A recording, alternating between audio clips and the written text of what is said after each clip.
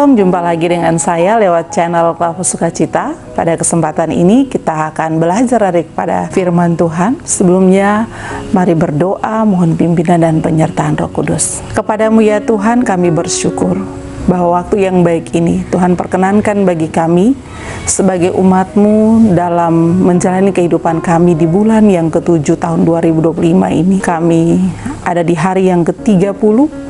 Kami sungguh percaya bahwa Tuhan masih mengasihi kami, menuntun dan menyertai kami. Lewat kesempatan ini kami akan belajar daripada firman Tuhan. Roh Kudus hadir dan tuntun kami sekalian, baik hamba bahkan kru, dalam menyiarkan firman Tuhan melalui channel Klava Sukacita ini. Dan berkati setiap pendengar dimanapun mereka berada untuk menerima dan memahami akan kebenaran firman. Terpuji Kristus Tuhan kami yang hidup, bersabdalah kami sedia mendengarkan firman. Amin. Pemirsa, pada kesempatan ini kita akan belajar daripada kebenaran firman Tuhan. Kitab 2 Tawarik pasal 31 ayat 4. Demikian firman Tuhan.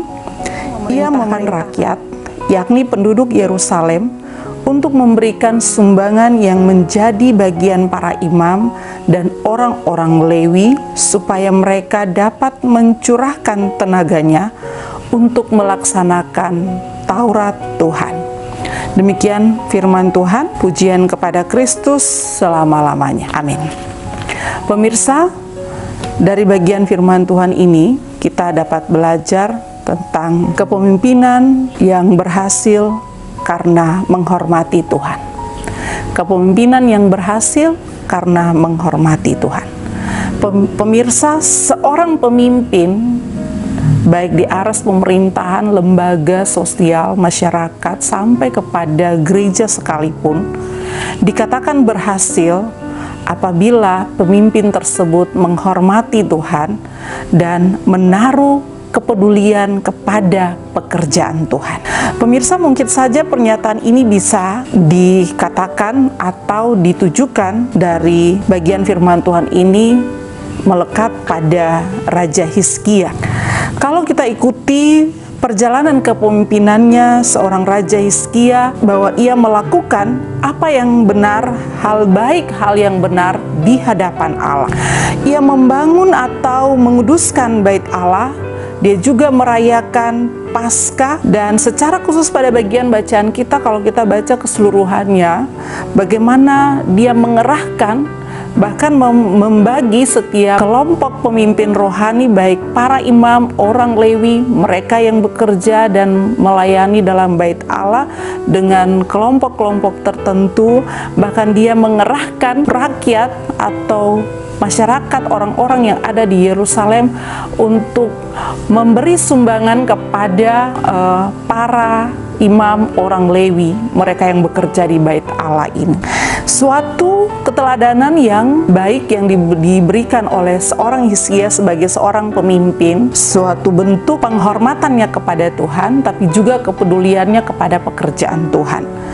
Itu terbukti lewat bagian bacaan kita, bagaimana dia meminta rakyat atau orang-orang yang ada di Yerusalem untuk memberikan sumbangan kepada para imam dan orang Lewi. Tentu hal ini Hizkia lakukan karena dia mengikuti dan taat kepada perintah dan hukum Tuhan. Ia pasti tahu dengan baik bagaimana pemberian masyarakat, pemberian rakyat itu, pemberian bangsa Israel itu dikhususkan kepada kaum Lewi karena mereka tidak mendapatkan bagian dalam pembagian tanah pusaka bangsa Israel itu, yaitu negeri Kanaan. Mereka tidak dapat lahan untuk menjadi tempat mereka menafkahi hidup, tetapi justru mereka diperintahkan untuk melayani bait Allah. Oleh sebab itu, bangsa Israel yang lainnya tetap memberi tanggung jawab lewat sumbangan pemberian mereka untuk jaminan hidup bagi kaum Lewi. Nah, pemirsa Klava Sukacita yang diberkati, hal ini merupakan kepatuhan dan ketaatan terhadap hukum dan perintah Tuhan yang Hizkia mau tunjukkan kepada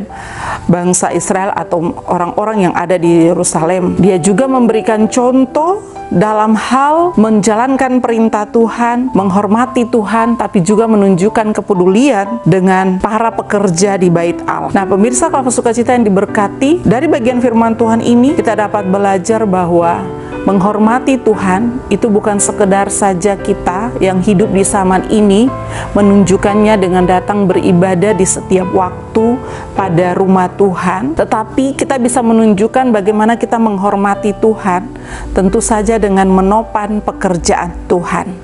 Apa yang menjadi keteladanan dari Hizkia itu juga kiranya menjadi bagian dalam kehidupan kekristenan kita hari ini.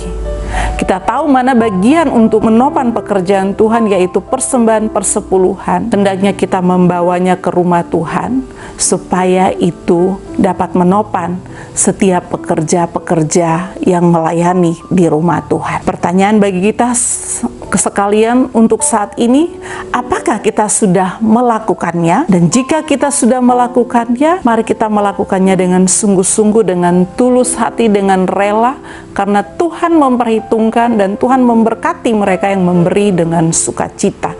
Tapi bagi kita yang belum untuk melakukannya dalam menopang pekerjaan Tuhan, maka lewat kebenaran firman Tuhan ini, Bapak Ibu Saudara diajak, diingatkan untuk melakukan penghormatan kita kepada Tuhan dengan cara memberi untuk menopang pekerjaan Tuhan. Tuhan memberkati kita dengan firman-Nya. Amin. Mari berdoa.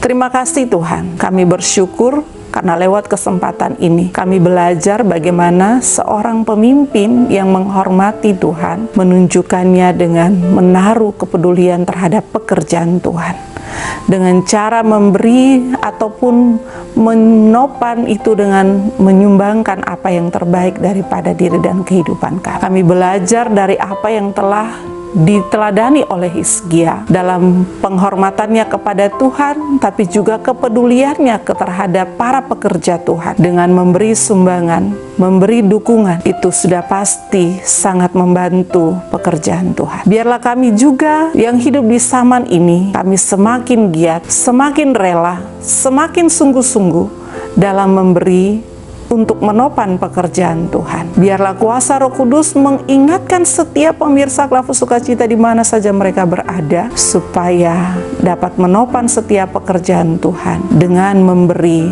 apa yang menjadi haknya Tuhan, yaitu 1/10 pemberian untuk menopang pekerjaan di dalam rumah Tuhan. Terima kasih Bapa.